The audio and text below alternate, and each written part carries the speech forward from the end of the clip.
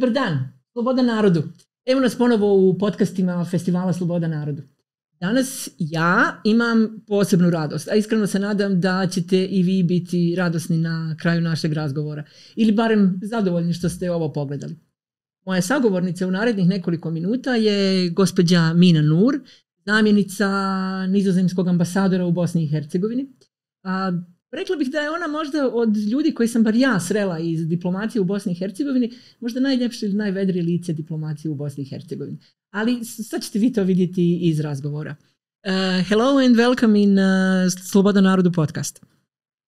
Hvala, draga Rovina, na pozivu za gostovanje u vašem podcastu.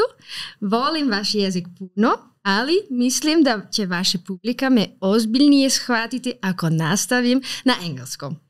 Thank you very much. It was very nice.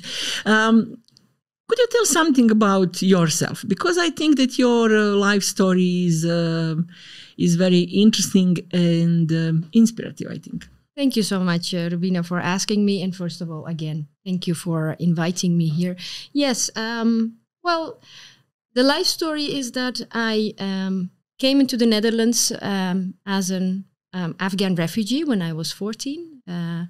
And from that moment on, I have always been thankful to the country as the Netherlands to give me and my family the safety and the security and the opportunities to grow, to become a proud Dutch citizen and now represent the Netherlands in Bosnia. I think you and I have spoken about this in the past. As a refugee, you come from a very different environment, and that has always helped me in Bosnia, when I do my work, to connect with the people, maybe just in a way that helps me because I have those roots as a refugee. It's very nice. Do you have any kind of problem on the beginning? Of course, I had challenges to language, to find our way in a totally different society, but also in a society where we felt welcome. Especially because the situation in Afghanistan was difficult, is still very difficult and painful. I feel still very, very sad every day that I see women and men and children suffering in Afghanistan. So the connection will always remain, but the challenges could be overwon. I think it's not comparable to the challenges that other people sometimes in the world face. It's a really good story. On the beginning, I'm sorry because my English is not perfect and I must read my questions for you. It's perfect. Your English is perfect. Thank you very much, but no, it is only short sentences when I am prepared. Today you're speaking like Deputy Ambassador of Netherlands in B&H. What are the values that the Netherlands support in Bosnia? You're giving a lot of money for different projects in different sectors. How much money you giving per year and in which sectors? Yes. Well, first of all, as one of the founding fathers of the European Union, we hold to the norms, values, and standards of the European Union.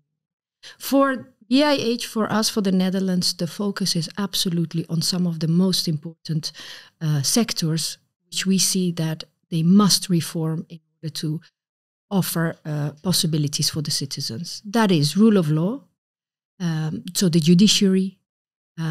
That is the sector of human rights, improving the human rights situation, and also security and stability.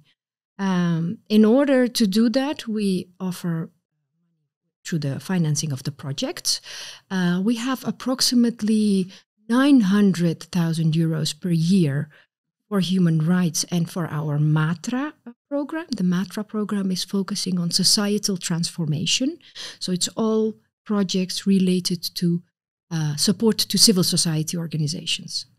And then we also have about 1 million to a regional project which focuses on security and stability. And are you satisfied with the results which you saw? Well, that's a difficult question. I think yes. We make a difference with our projects. First of all, we make the difference by supporting the civil society organizations. We really help them to move from a project proposal to evaluating the results. We work closely with our partners. It's all civil society organizations, all NGOs. So we don't work with different organizations. We only work with civil society organizations. We support them, build their own capacities by just training them through this.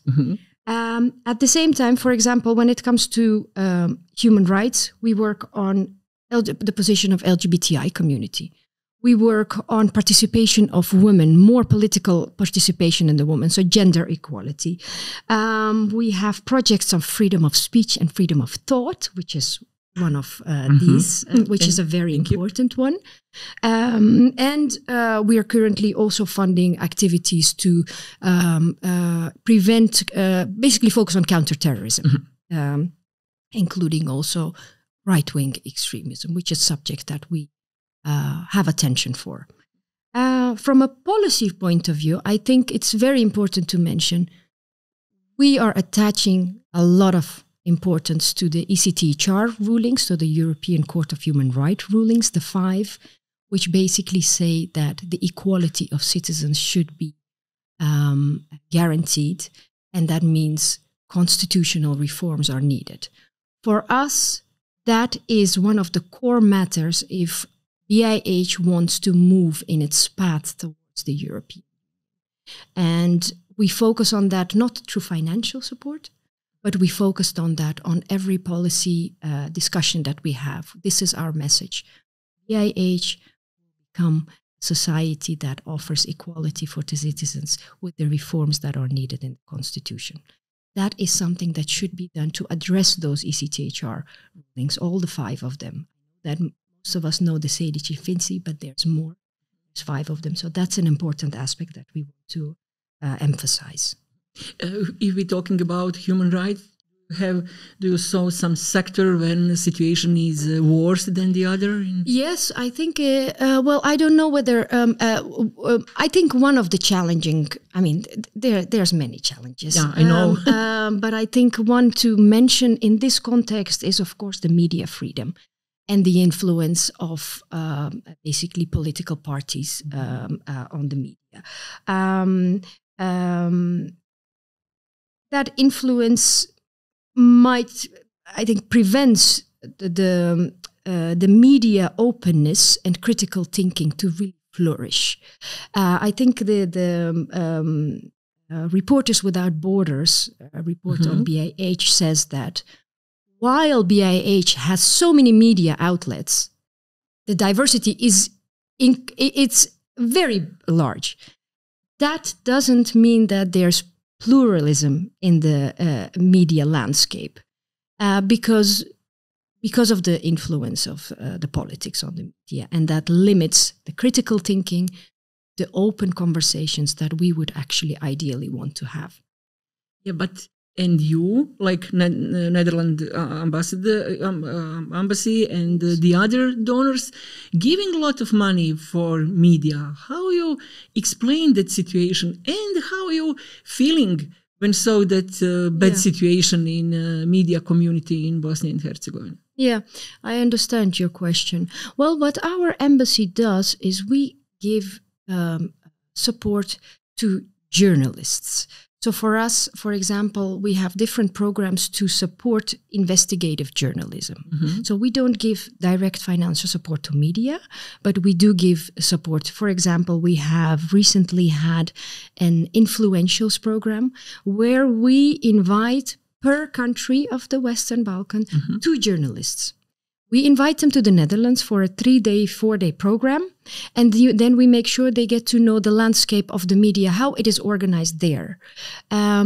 We hope through this to inspire actually these individual actors to do things differently, because it's difficult for us to give funding directly to the media outlets. We don't do that. We give support to the NGOs who work on the skills of journalists. Another maybe good example is we had organized a few, maybe 1 month ago, a conference on the solutions for the media landscape. Also, Western Balkan regional conference. So we, from all the embassies in our Netherlands embassies in the region, cooperated together, bring people active in the media to Sarajevo to talk about what are the challenges, but also maybe not talk only about challenges. What are the solutions that we could do as journalists and as media professionals? And through this, for example, one of the ideas there was to have young journalists who are just starting in the beginning of their career to make their own stories during the conference. And through that, basically train their skills of how do you do journalism? I think that is something that we are focusing on, because that is we also face our limits, and this is what we can do. Individual training to help open the minds and bring people together to do that jointly. This is a good idea, but fact is that we have few hundred of portals, for example, online media, for which we absolutely don't know who are owners, what is source of money, yes, with which they work, and etc. It's a serious problem for the engaged media community. Yes, I understand that. And I think that needs regulations. And that also is something that change comes with time. Mm-hmm. And the regulation can come, for example, if BIH moves in its path towards the EU, there are norms, there are standards that BIH must be meeting. So we hope that that is also the transformative capacity of, the integration process, where really slowly, gradually, rules, laws should be amended in order to prevent this wilderness of portals that nobody knows who's behind. Step by step, and preparing people one by one. Yes. Then okay. Yes, exactly. Generally, you're living in Bosnia with your family, if I have good information. How do you understand that B&H can get forward? We always have some kind of conflict in politics, etc., and some the other sector. Do you think that it is possible to solve conflicts, or someone doesn't want to get out of the conflict? I think it is important that the leaders of the country start really focusing and working in the benefit of the citizens. I think the trust of the citizens in politics, that is something that the country needs to work on. Citizens should have the feeling that their leaders are working for them and not for others or for their own benefit. That is at least what I hear from my friends who live here and who are basically saying, without that trust, I only see a solution to leave the country. And I think that is one of the issues that have to be addressed now, or actually yesterday. People leaving the country is basically voting by feet. Showing that they don't want to stay because there's a lack of trust that the leaders will offer them that future that they want to have for their children, for themselves, for their families. So I think it's a difficult question how to stop it, but I think one of the important issues is the trust between the elected officials and the citizens. That trust should be regained and improved again. From election to election, we're expecting some new situation, but every time we have very similar results. People living in some kind of afraid. They're not feeling free when chose somebody on election or something like that. Yes. How change it? I think it's very difficult to change it, but it's not impossible. I think it's important to support those who speak out, those who dare to share sometimes the inconvenient messages. I think that's why it's important to have conferences like these in order to show that the different way of thinking, different way of solving is possible, and that you feel that you're not alone. You have to keep on speaking out and preventing that people become indifferent. I think maybe that's the worst and the most dangerous thing in a society, if you just become indifferent and think you cannot change anything. And I can imagine that sometimes it's very difficult not to become indifferent, but not giving up, I think it's the only message that I could give. Everybody must sit down and thinking yes. about some wishes or something like that. Let's start with the Netherlands. What are the key challenges for your society today, and how you solve that problem? Do you have some recipe, maybe for us? For a solution? Well, I would love to have a recipe to solve things. Well, as every society, I think also Netherlands has its challenges. Maybe a few recent examples in the context also of freedom of media and freedom of speech. This year there was an assassination on one of the famous crimes, journalist, that also led to our index of freedom of media drop because journalists do feel more pressure and more threats. So that is something that is a challenge also for the Netherlands. Not comparable to what is happening here, but still you have to be aware of that. There's another, obviously there are more challenges. Another issue that our government has been struggling is the famous child benefits scandal that was in 2021 when our cabinet resigned because of a report that published that the taxation authority unfortunately failed to act in the benefit of the citizens. And there was some a notion that this has to do with the citizen who had dual nationality or a migration background, that they were not treated in a positive way. This report was a serious one, is a serious one. This led to a huge debate in the Dutch society to talk about discrimination in the society. So these are the things that it's also ongoing in our society. And I think the solution, there's no one recipe. I think one of the important things that one can say is that there is rule of law. There are checks and balances. For example, the judiciary is one of the top 3 well-trusted sectors in the Netherlands. So the trust of the citizens in the judiciary is that high. I think that is something that we need here. Same like here. Almost. And then also another thing that is worth mentioning maybe is that the concept of polderen. Polderen is basically constructive engagement with each other in order to compromise and find solutions which is for the benefits of the citizen instead of the political benefits of the political party. That is, I think, something that BIH could learn a lot from. This is a way how we deal. The dangers of that is that, and that has also been stressed by the Venice Commission, is that because of the coalitions and the 2 broad coalitions that the Netherlands sometimes have, that might lead to some conformism. That's the other side of the coin, basically. But polderen is a way that we engage, compromising, finding a solution for the benefit of a greater good instead of own political parties. Yes. And on the end, just a little about freedom.